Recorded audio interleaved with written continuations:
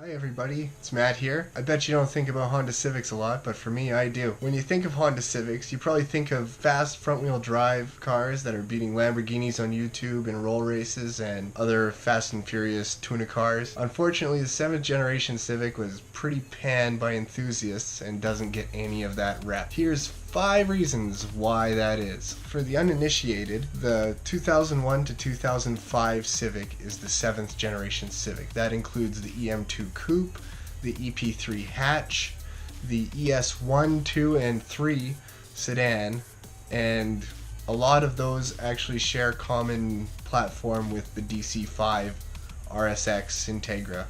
Okay, so reason 5, the styling. The 6th generation Civic was a pretty identifiable car.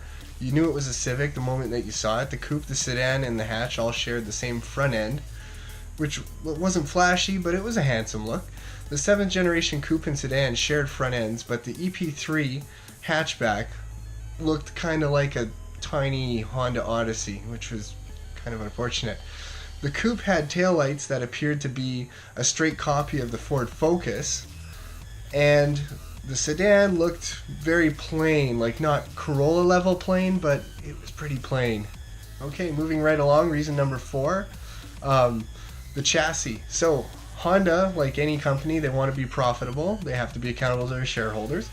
So they cut down on their manufacturing costs with the 7th gen by doing away with the expensive double wishbone front suspension and going with just conventional McPherson struts, which is what's in pretty much every car. Even though in stock trim it's proven to handle just as well as its predecessor, but it takes away a whole lot in terms of tunability and the adjustability of double wishbone front suspension.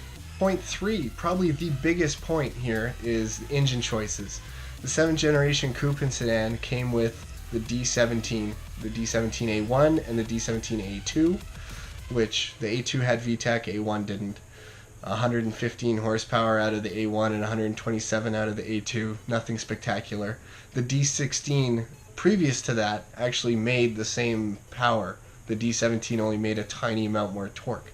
And what was unfortunate is because they changed a few things on the engine, the parts that you might have had for your D16 or D15 before that won't fit on a D17 or work with it. So you're out to lunch there in terms of tuning. Also, the connecting rods are kind of the weak point in the D17 as well, so if you start adding more compression through boost, then you're probably going to push a connecting rod through the side of the block. Another thing to note on the engines is that the head gaskets fail in a premature-ish fashion, the same way that any Honda sort of is known for premature head gasket failure.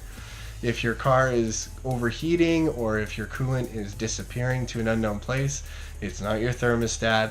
Your radiator cap's probably fine. It's the head gasket. Just buckle down and do the 6-hour job. Number 2, the ECU.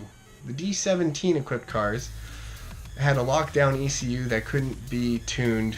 In order to do any tuning ECU wise, you'd have to find a K-series ECU out of an RSX or a TSX or something with a K-series and have it reprogrammed, like sent away and reprogrammed to be compatible with the D17, which is expensive, and then you install it back in your car only to be able to run stockish until you want to do a little bit of tuning. But even then, like there's not really that much to be gained through ECU tuning on a D17 unless you've built the engine to handle boost and are tuning in that regard.